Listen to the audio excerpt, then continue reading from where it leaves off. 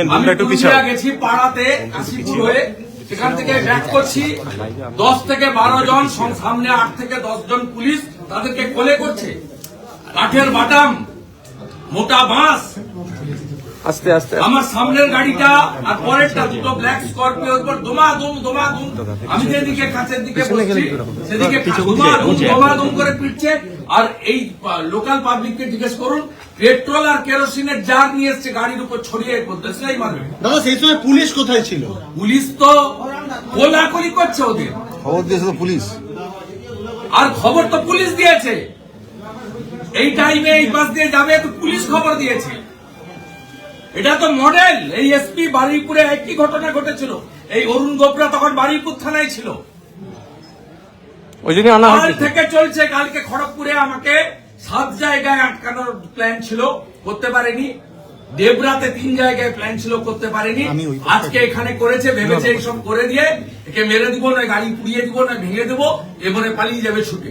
পালিয়ে যাওয়ার লোক নই। ক্ষুদিরাম মাতঙ্গিনী হাজরাত দেশের লোক। আমি নন্দীগ্রাম না করলে দিদি থেকে দিদিমা হতেন। জঙ্গল মহলে আপনাকে ঢুকতে দেয়নি মমতা ব্যানার্জি কেউ। শুভেন্দু 19 সালে বিজেপি জেতার পরে 150 পার্টি অফিস তালা পড়ে গেছিল, আমি এসে খুলেছি আপনার দলের লোককে। এই জিনিস আমি দেখিনি। আমি ছাত্র রাজনীতি থেকে এই এলাকায় রাজনীতি করি, কাজকর্ম করি, মানুষের সঙ্গে সম্পর্ক। আমি এই জিনিস দেখিনি। এইরকম নোংরা আর সব নন টিএমসি লিডার, যুব মোর্চার প্রেসিডেন্ট দেবাঞ্জন, ট্রেড ইউনিয়নের প্রেসিডেন্ট দেবকুমার, পঞ্চায়েত সমিতির ঠিকাদার বাণীব্রত, ওদের গুন্ডা নেতা শাহরুখ খান। দাদা কতক্ষণ বসবেন এখানে? আমার প্রথম কাজ ছিল এফআইআর জিডি করা, নইলে বলবে কমপ্লেন নেই। আমি রিসিভ করেছি। আমি এফআইআর নাম্বার নেব এবং অ্যারেস্ট ডিমান্ড করেছি। আর এই ঘটনার প্রতিবাদে এই মুহূর্তে একেবারে চন্দ্রকোনা রোডে পুলিশ বেট হাউসে অবস্থানে বসেছেন Suvendu Adhikari.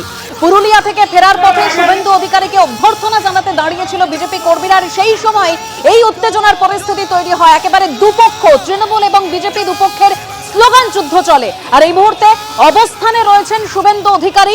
Chandrakona road police bet হাউসে অবস্থানে রয়েছেন তিনি, এবং শুভেন্দু অধিকারী স্পষ্ট অভিযোগ করছেন যে পুলিশের সামনেই গোটা ঘটনা ঘটে, উৎখাত না করা অবধি তিনি ছাড়বেন না, এই কথা তিনি বলে দিয়েছেন। এবং তিনি বলছেন যে পুলিশে খবর দিয়েছিল, সরাসরি পুলিশের বিরুদ্ধে অভিযোগ করেছেন শুভেন্দু অধিকারী। আর এবার আপনাদের শোনাবো পুলিশ কি বলছে, শুনুন। আরে ভিডিও ফুটেজে দেখা যাচ্ছে বলছে তদন্ত করবে। এই যে 30 বছর চাকরি করতে হবে। এখনো পর্যন্ত কি অ্যাকশন নিলেন আপনারা? এটার সামনে হচ্ছে কি অ্যাকশন? কিছু আছে, কিছু এগিয়েছে এখনো পর্যন্ত? যারা ছিল প্রত্যেকের নাম বলছে, আপনারা কি ব্যবস্থা নিলেন এখন পর্যন্ত? ভিডিও তো দেখা যাচ্ছে যে পুরো সেই জমায়েতের খবর আপনাদের কাছে ছিল, থানা থেকে তো মাত্র 200 মিটার দূরে। থানা থেকে 200 মিটার দূরে টিএমসি লোকেরা যদি জমায়েত করে থাকে, বা যে কেউ জমায়েত করে, আপনার কাছে খবর ছিল?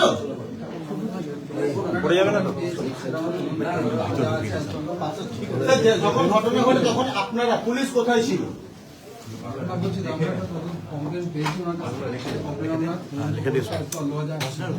যখন ঘটনাটা ঘটে তখন পুলিশ কোথায় ছিল? না স্যার, যখন ঘটনাটা ঘটে তখন পুলিশ কোথায় ছিল? আপনারা কোথায় ছিলেন তখন?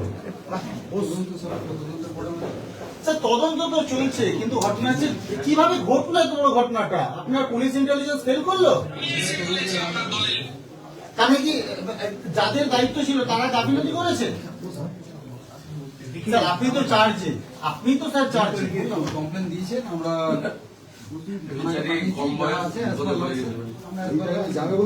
কোনো ফুটেজ কালেক্ট করেছে?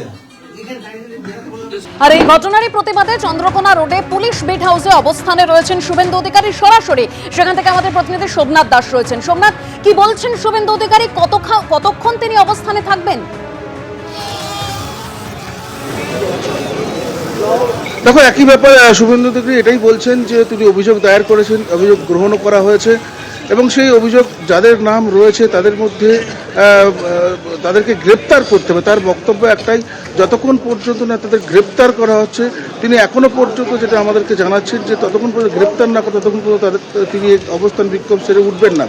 তিনি এখনো পর্যন্ত এই বিট হাউসে আইসির রুমে নিচে বসে তিনি অবস্থান বিক্ষোভ করছেন। তুমি দেখতেই পাচ্ছ যে শুভেন্দুর এই যে গাড়ি, এই গাড়িতে তিনি এসেছিলেন, বিরোধী দলনেতার যে গাড়ি, এই গাড়ির ওপরেই হামলা করার চেষ্টা করা হয় এবং ভেতরে এখনও দেখতে পাচ্ছি যে কিছু মুষ্টিমেয় বিজেপির কর্মী সমর্থকরা আছেন, তারা এখনো বসে রয়েছেন এবং শুভেন্দুর একটাই বক্তব্য যে তিনি বলছেন যে যতক্ষণ পর্যন্ত শুভেন্দু যাদের নামে অভিযোগ করা হয়েছে, যারা অভিযুক্ত প্রায় 10 জনের নাম দেওয়া হয়েছে, যদি ছিল ওখানে অনেকেই 10 জনের নাম দেওয়া হয়েছে, 10 জনের নাম 10 জন যতক্ষণ গ্রেপ্তার না করা হবে ততক্ষণ পর্যন্ত তিনি অবস্থান বিক্ষোভ করবেন বলে এখনো পর্যন্ত তিনি জানাচ্ছেন। যদিও এই মুহূর্তে পুলিশ বিট হাউসের যিনি ইনচার্জ রয়েছেন, অর্থাৎ এই বিট হাউসের ইনচার্জ থাকেন, তিনি আলোচনা করছেন। এখনো পর্যন্ত পুলিশের উচ্চপদস্থ কোনো কর্তাকে দেখা যায়নি আসতে। কি হবে পরবর্তী ক্ষেত্রে সেটা আগামী সময় বলে দেবে। কারণ এই মুহূর্তে যেমন ভেতরে বিজেপির কর্মী সমর্থকরা রয়েছেন, সেই রকম বাইরে গেটের বাইরেও প্রচুর বিজেপির কর্মী সমর্থকরা ভিড় করেছেন। যদিও তৃণমূল কর্মী সমর্থকরা কিছুক্ষণ আগে ছিল, এই মুহূর্তে বাইরে তৃণমূলের যারা কর্মী সমর্থকরা যারা পাল্টা স্লোগান দিচ্ছিল তারা কিন্তু নেই। অভিযোগ হয়েছে 10 জনের নামে। এই অভিযোগ যাদের নামে হয়েছে, শুভেন্দু অধিকারীর একটাই বক্তব্য যে যতক্ষণ পর্যন্ত না তাদেরকে গ্রেপ্তার করা হবে, তাদেরকে একেবারে কিছু যারা রয়েছে সবাইকে না পারলেও কয়েকজনকেও গ্রেপ্তার করলে তিনি তার অবস্থান রক্ষণ তুলে দেবেন। যদিও এই মুহূর্তে তিনি এখনো পর্যন্ত সেইখানেই বসে রয়েছেন, একদম আইসির ঘরে ঠান্ডার মধ্যে নিচে একেবারে বসে রয়েছেন।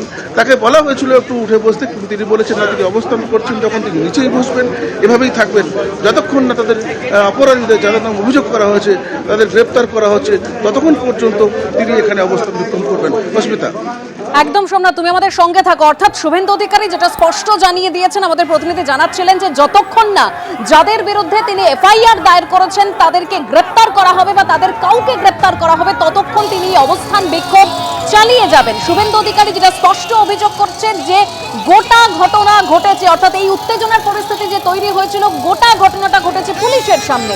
শ্রমিক ভট্টাচার্য বিজেপি রাজ্য সভাপতি কি বলছেন এই ঘটনার পরে, শোনাবো। যেদিন থেকে শুভেন্দু অধিকারী বিরোধী দলনেতা হয়েছেন এবং মুখ্যমন্ত্রী পরাজিত হয়েছেন শুভেন্দু অধিকারীর কাছে, সেদিন থেকে তৃণমূল কংগ্রেস শুভেন্দু অধিকারীর উপরে আক্রমণ জারি রেখেছে। যেদিন সার্টিফিকেট দিতে যান তার গাড়িতে পাথর বৃষ্টি হয়েছে, এরপরে তাকে কুচবিহারে গাড়িতে আগুন লাগিয়ে জীবন্ত পুড়িয়ে মারার চেষ্টা হয়েছে। এখন নির্বাচন এগিয়ে এসছে, যেখানে রাজ্যের মুখ্যমন্ত্রী নিজেই ঝাঁপিয়ে পড়ছেন ইডি অফিসারদের উপর থেকে, তাদের থেকে ফাইল ছিনতাই করছে।